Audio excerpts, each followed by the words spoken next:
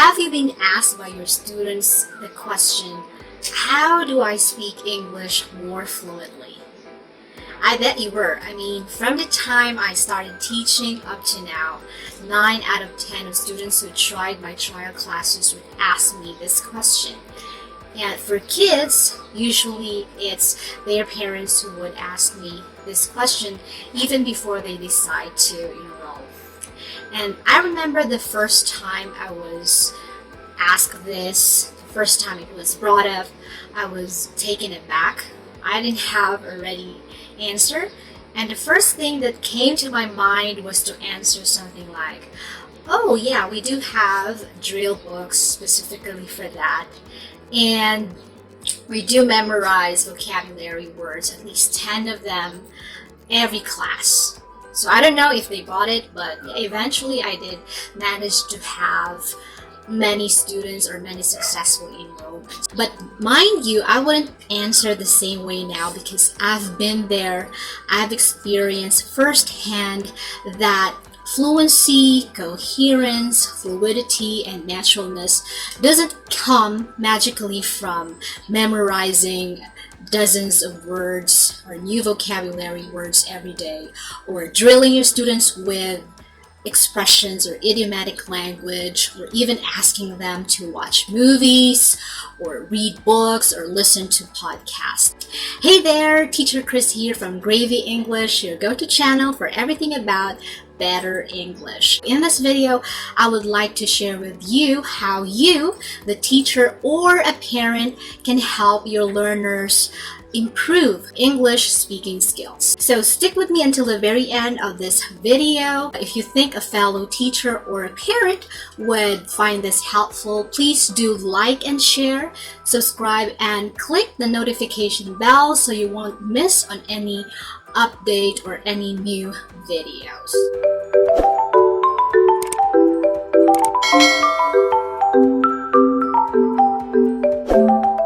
This is about 4 ways to improve your students' English speaking skills. So before everything else, let me just point out here that the practical ways or the techniques that I'm going to share will be more useful for tutorials with a dedicated or a fixed teacher.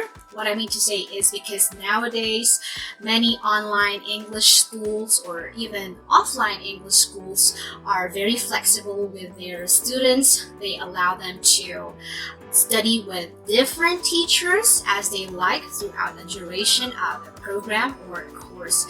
But for me personally, I think it's better if you study with a fixed teacher because it's easier to track your students' progress or your progress, and it's also easier to give feedback. So for all other setup of tutorial, I'm not sure how these ways would be effective or useful.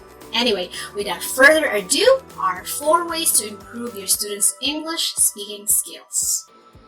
When students ask us, how do I improve my English speaking ability? Or how can I speak more fluently? I think it's their way of asking us or asking you, their teacher, something like this. How can you, my teacher, help me speak more fluently? And so I think it's very important for us teachers to really know the practical, logical, and efficient way to help them speak more fluently. And again, I don't need to just give lip service so we can talk them into enrolling to our classes or keeping them to our roster of students. So again, I think it's to really to deliver as a teacher and to help them genuinely become a fluent speaker. So first of all, let's be clear about what we mean by a fluent speaker. From what I know, a speaker is fluent if he or she can speak naturally without noticeable effort. He or she can speak in a steady or constant speed and can speak in a way that's comfortable both for her and the person that she is talking to. So you can say that you're fluent if you can speak naturally without taking time to think about something first, even before you say it. And also, you can speak of stuff intuitively as if you're speaking in your native language. So if speaking fluently has to do with being comfortable with when you speak and when you talk to someone, there must be things that you as a teacher must look into before you even advise the student on what's the best course of action to take so that he or she can speak fluently. So what I'm talking about is pronunciation and intonation, vocabulary, grammar, and confidence. So what I'm trying to say here are these are things that we must look into before we suggest a solution to their problem.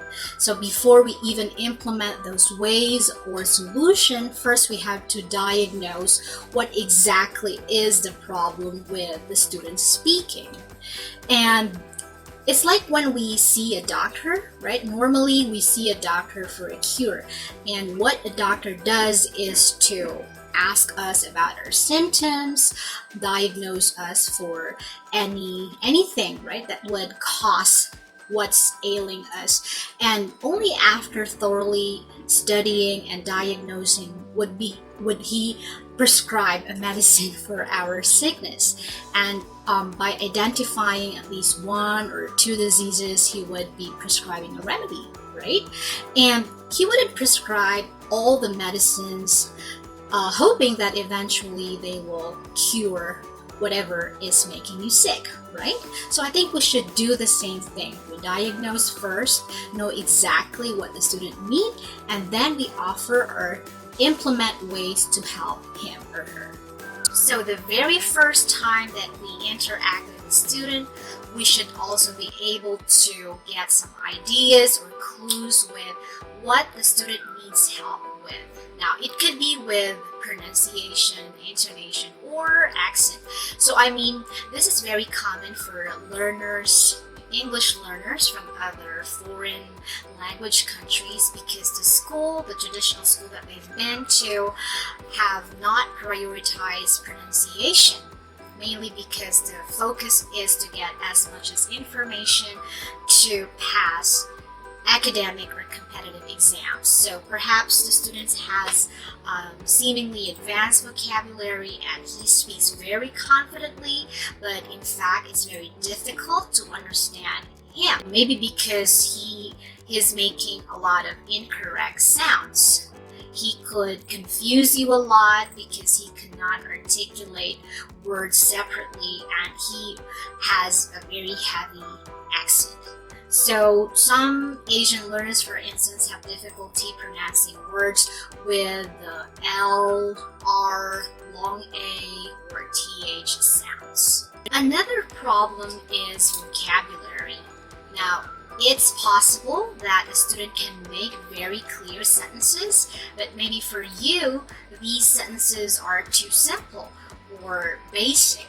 Another student could also be relying too much on mime or gestures to convey his meaning, or maybe repeat the same words whenever possible. It could also be that he would like to speak about business, but he appears to have very limited vocabulary about business. He could be comfortable talking about himself, but struggles a lot when discussing abstract ideas like maybe politics or economy. And still another problem is grammar and usage. I mean to say, maybe your students have huge vocabulary and he knows a lot of idiomatic language, but in fact, he is not using it correctly in his sentences. Same with grammar. Like for example, we have Chinese learners who would make a lot of mistakes with past tenses and articles because these features are not appearing or they're not in their native language. And lastly, there's problem with confidence. What I mean to say is perhaps your student know his grammar and vocabulary well, but they're all just passive. He's not using it to speak about different things. He absorbed a lot of English in the past or the years before, but actually he never found a reason to use them in different scenarios or different situations.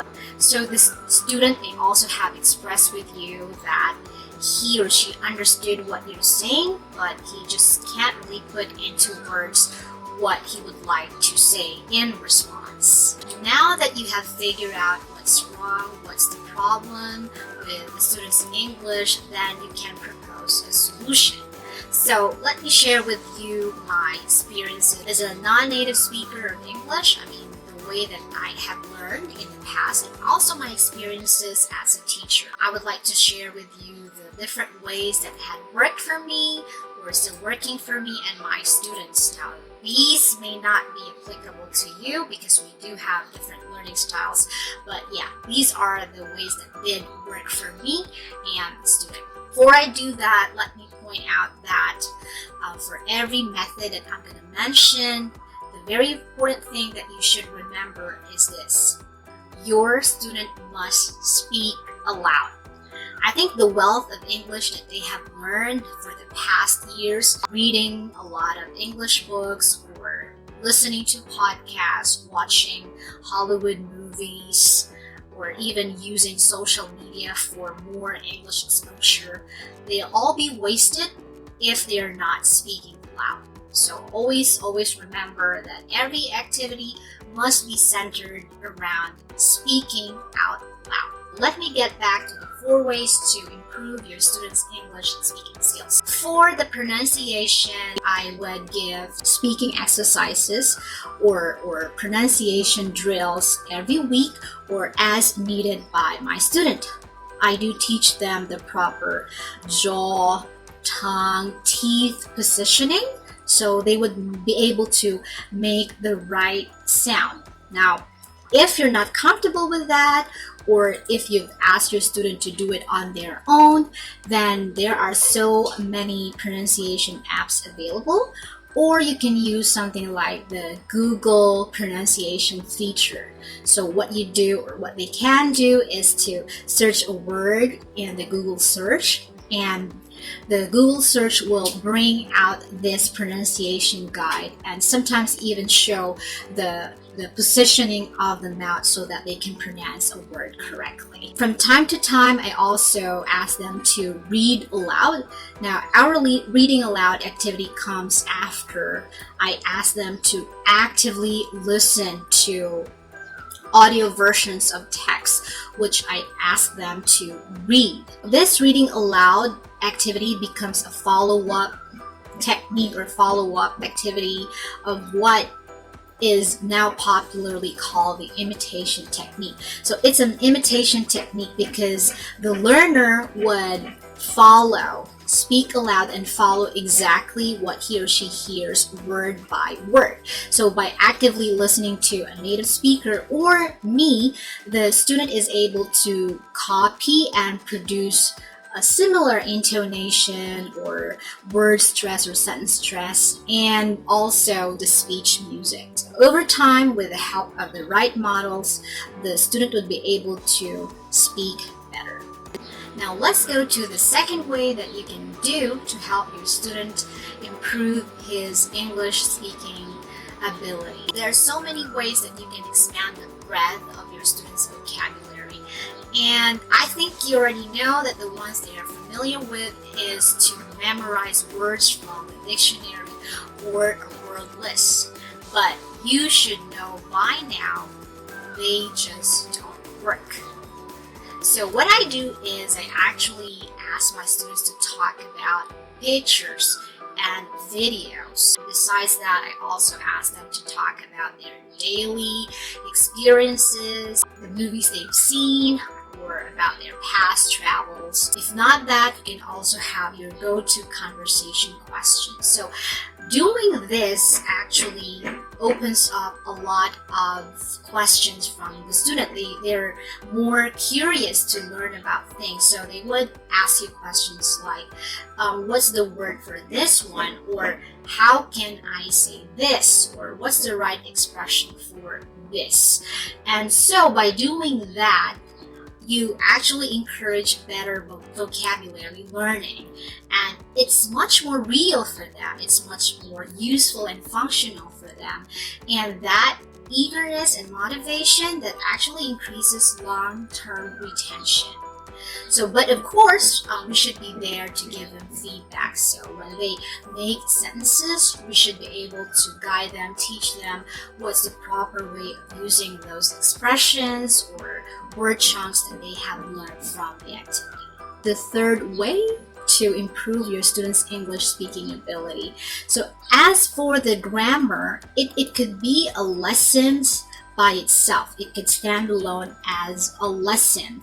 But again, don't mistake that fluency comes after a rigorous or really serious discussion of all grammar rules. In my case, I usually just use them as a feedback for or after a speaking activity. So earlier I pointed out that I do many speak aloud activities, and the grammar lesson usually comes after that. So I use it as a way to feedback the student, as a way to improve or help improve the student. When I do feedback to expand vocabulary, I also discuss with them the grammar slips or mistakes that they have committed during the speaking activity. So when students speaks, you can have a sense of what grammar rules that they are violating. So you can actually design or incorporate a mini lesson for that one. So you can see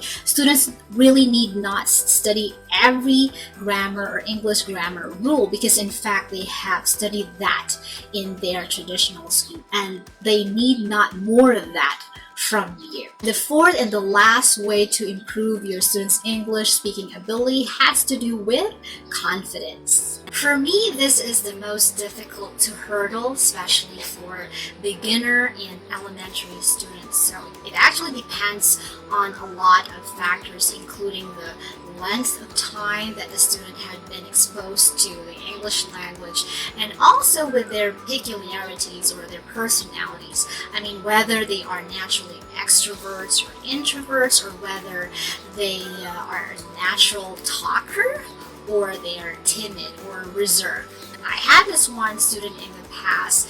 During our classes, she normally would just make simple, short sentences, and very rarely did she elaborate on her sentences. And only when we meet up did I realize that she actually is naturally timid and reserved. That happens, but nevertheless, we should always encourage our students to speak aloud. So no matter what their level is, they must speak as much as possible. So one thing that I do is to help them prepare. That's the key. Help them to prepare. So in my case, before a class, let's say days before, I would inform them about the topics, about the words, or maybe about the questions that I will probably ask them or study with them in the next class. So doing so, they would be able to anticipate how our conversation will flow and what information will be dished out from them during our class. Also, I encourage them to do self-talk. So self-talk is like standing in front of the mirror and speaking aloud about things or topics that you want to talk about. It could also be recording their voice using their phones, or using their phones to record themselves while they speak. By doing that, by the time we meet, I would assume that the student is more prepared to speak out loud. I also do a lot of modeling, like when we do picture descriptions or video descriptions, I would give an example how to come up with the words or word chunks and sentences for that particular picture. I also make sentences while they listen up. So by doing that, I give an example to the student, and they are more willing to try it out by themselves. So there you are, the 4 ways that we can do to help our students improve their speaking English ability. Thank you for staying with me until the very end of this video. Please do let me know if you have tried any of these ways, or if you do have other brilliant ideas for us teachers and parents. And I'll see you in the next video. Bye!